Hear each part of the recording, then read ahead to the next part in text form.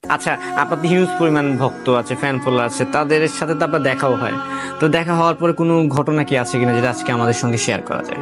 একটা হেটার্স আমার বলতে পারেন আমার লাইফে দেখা সবচেয়ে বড় হেটার্স ছেলে নাকি মেয়ে? ছেলে। ঠিক আছে।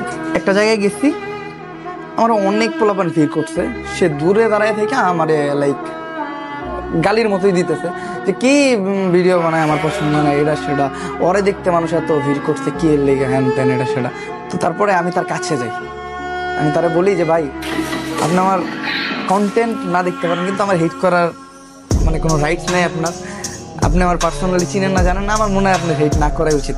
তো মানে ও যে আমার দূরে থেকে গালি দিতেছিল, আমার কিছু ফলোয়ার্স দেখা ওদেরকে মানে মারতে চান ওই লোকটাকে? হ্যাঁ, মারতে যখন যায় তখন আমি থামাই যে না না, দরকার নেই দাদা।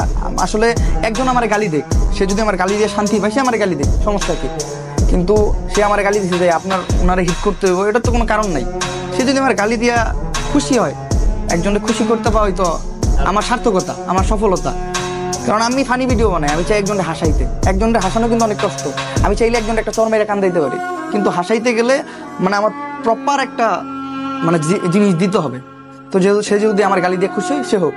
তো এই কথা শোনার পর মানে সে কেন জানি মানে আমার প্রতি একটু অ্যাডিক্টেড হয়ে যায়, মানে একটু দুর্বল হয়ে যায়। সে আমার বলে ভাই, আমি আসলে আপনার যেমন ভাবছিলাম আপনি তেমন না ভাই, আপনি আমার বাসায় থাকবেন। উনি ওনার বাসায় নিয়ে গেলো। আমি কিন্তু সব জায়গায় গেলে হোটেলে থাকি না, আমি প্রত্যেকটা জায়গায় জায়গায় মানুষের বাসায় থাকি, আমার সাবস্ক্রাইবারদের বাসায় থাকি। মানে এটা একটা আমার বলতে পারেন ভালো দিক, আমি মানুষের সাথে মিলা থাকতে পারি।